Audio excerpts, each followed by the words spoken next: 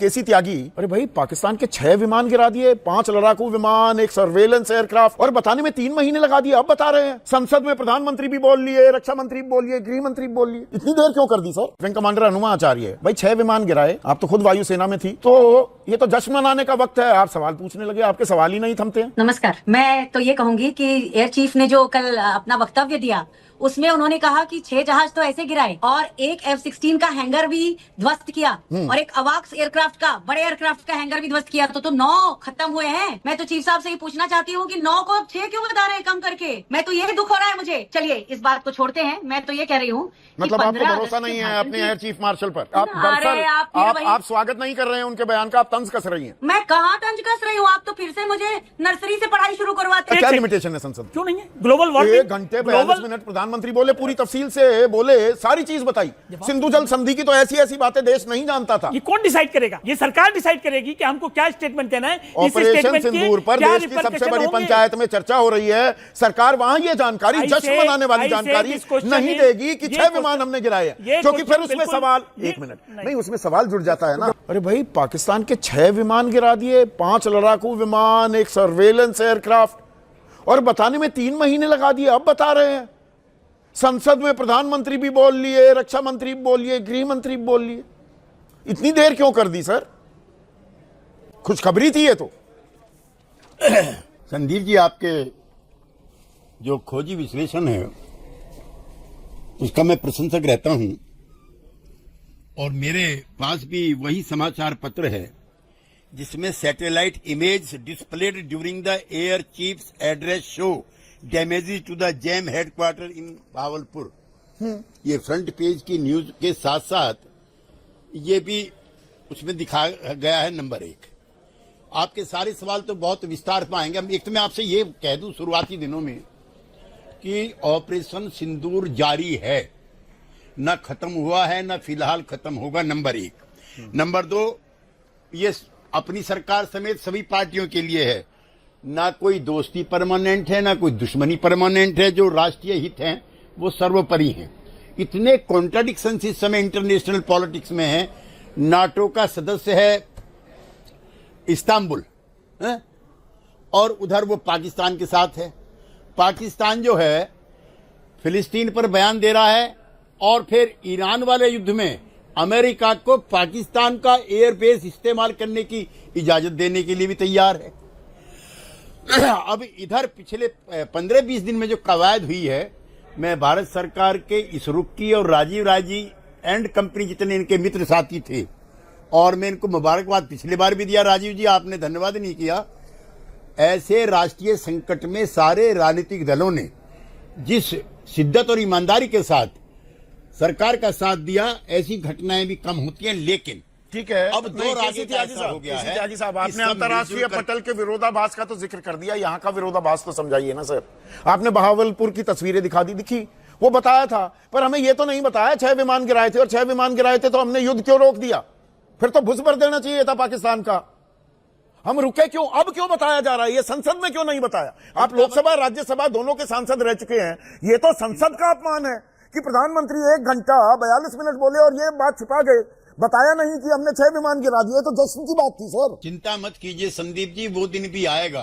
अच्छा। अभी मैं मुनीर का बयान, जो वहां के नए एयर चीफ हेड बने हैं पाकिस्तान के, उन्होंने सिंधु नदी के पानी रोकने पर हिंदुस्तान को चुनौती दी है कि अगर पानी रुका बांध को उड़ा देंगे।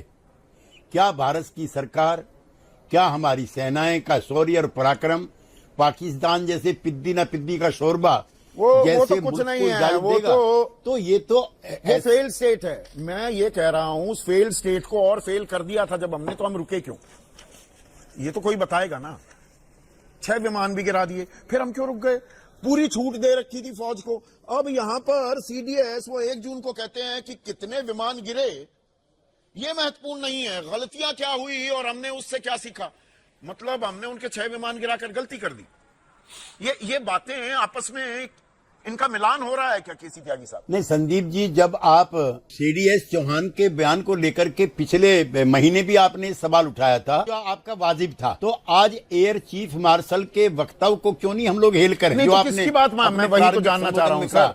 उस पर देखिए, मैं एक बहुत प्राउड इंडियन आदमी हूँ। I am a very proud Indian. पृष्ठभूमि भी ऐसी, फौज में जिस समाज से आता हूं सबसे ज्यादा हमारे ही लोग जाते हैं, सबसे ज्यादा शहीद हुए हैं। मैं यहाँ कोई फौज का राजनीतिकरण की बात नहीं, पर ये टाइमिंग अब क्यों बताया जा रहा है? ये बेंगलुरु में ही जाके क्यों बताया जा रहा है? और defence attache Shiv Kumar, captain Shiv Kumar कहते हैं कि no, I may not agree with him that India lost so many aircraft, but I do agree that we did lose some aircraft and because we were told not to target military establishments. यहाँ कह रहे हैं पूरी खुली छूट थी। मैं पत्रकार हूं सर, विरोधाभास समझाइए ना मुझे। मैं भी Sandeep ji as a proud Indian ये कहना चाहता हूं कि सेना के शौर्य और पराक्रम पे विश्वास रखते हुए मैं एयर चीफ मार्शल के द्वारा दिए गए बयान पे प्रसन्नता मैं भी जाहिर पूरी करता तरह हूं से और मान गर्व भी रहा हूं जाहिर कि करता हूं। हमने और उनका भुस भर आने दिया वाले- सर, भुस भर दिया। तो ये संघर्ष विराम क्यों हुआ? वो AP Singh, air chief marshal AP Singh का फैसला नहीं था ना। डीजीएमओ ये फैसला कर सकते हैं कि जी हम संघर्ष विराम करेंगे, वो एक राजनीतिक फैसला होता है। तो ये फैसला क्यों किया गया? अब असल सवाल यहां आ जाता है, किन शर्तों पर किया, हमें ये बताया जाए ना। नहीं, आप संदीप जी कुछ सवाल ऐसे हैं जिनके जवाब संसद में दिए जाने चाहिए थे या दिए जाने चाहिए, नहीं दिए गए। अपेरेंटली जो आज एपी सिंह जी का बयान है, प्लीज संदीप जी, आज जो एपी सिंह जी का बयान है उसका मैं स्वागत और अभिनंदन करता हूं। और मैं आपसे फिर बहुत जिम्मेदारी के साथ कहना चाहता हूं, कुछ दिन रुक जाइए। पाकिस्तान को तो घुटने टेकने पड़ेंगे। हाँ, आप अलर्ट रहिए। पिछली बार की तरह से अमेरिका जैसी कोई महाशक्ति इन सब चीजों के लिए वक्तव्य देकर के गुड़ गोबर ना कर दे। ये सारे वो सवाल का जवाब मतलब नहीं मिलेगा। संघर्ष विराम किन शर्तों पर किया, क्यों किया? संघर्ष विराम मैं गलत तो नहीं कह रहा हूं केसी त्यागी साहब, वो तो राजनीतिक फैसला होता है। फौज थोड़ा कहेगी, फौज को तो आपने खुली मैं नहीं मानता संघर्ष विराम हुआ है, युद्ध रुका है। जब तक युद्ध फतेह ना हो जाए, जीत ना हासिल कर ले, जैसे लेफ्टिनेंट जनरल संजय कुलकर्णी, वो जब तक सियाचिन पर झंडा तिरंगा नहीं गाड़ा तब तक उन्होंने कदम थोड़ा अपने रोक लिए। फौज रुकने वाली थोड़ा है, रोकता कौन है फौज को? राजनीतिक फैसला ना। सैन्य प्रमुख का ही वक्तव्य में आपको सुनाना चाहता हूं Sandeep ji. The war is not over.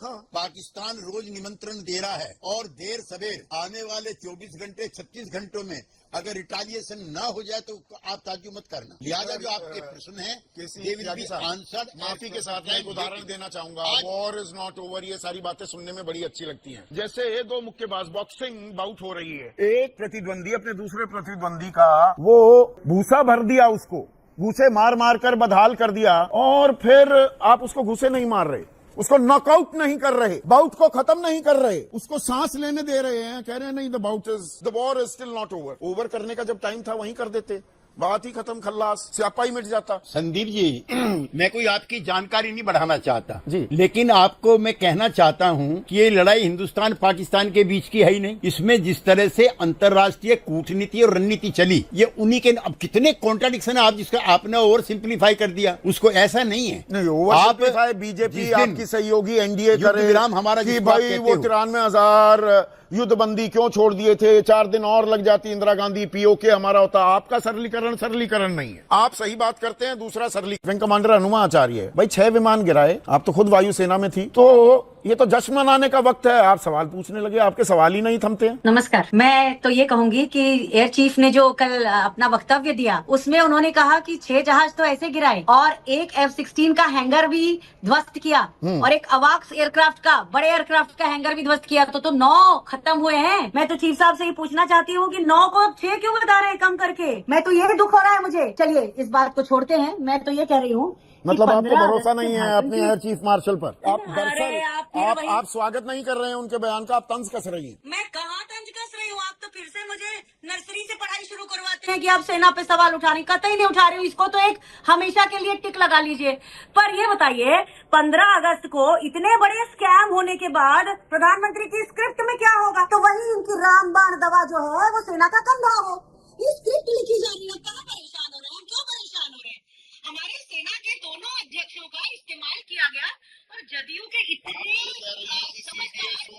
General Upendra Dwivedi, air chief marshal AP Singh, वो इतने नादान या इतने मासूम है कि राजनीतिक आका उनका राजनीतिक इस्तेमाल कर सकते हैं? सेना का जो हमारा नियम है, जो हमारी नीतियां हैं, सेना हमेशा सरकार की तरफ होगी और सरकार उसका उपयोग कर सकती है, इसमें कोई शक मत रखिएगा, कभी मत रखिएगा। हमारे यहाँ जब पंडित जवाहरलाल नेहरू और अम्बेडकर जी ने ऐसा संविधान बनाया है कि हमारी सेना की कभी कुंभ नहीं हो सकती, कभी हमारी सेना विद्रोह नहीं कर सकती, हमेशा हमेशा सरकार की तरफ रहेगी। लेकिन जदयू के सुधी प्रवक्ता कुछ बात कह रहे थे और मुझे एक ताज्जुब हुआ कि वो हमारे एक ग्रीन, हमारी वर्दी ऑलिव ग्रीन के और दूसरे हमारी नेवी की वर्दी के 2 ऑफिसर्स को कह रहे हैं कि वो झूठ बोल रहे हैं। अगर वो वायुसेना अध्यक्ष के बयान का स्वागत कर रहे हैं तो अनजाने में वो ये कह रहे हैं कि सीडीएस अनिल चौहान साहब और हमारे कैप्टन शिव कुमार वो दोनों सच नहीं बोल रहे हैं। खैर छोड़िए, कुछ भी कोशिश कर ली जाए, जो सुर्खियां हैं वो नहीं बदलेंगी। हिरेन जोशी पीएमओ से कुछ भी कर ले,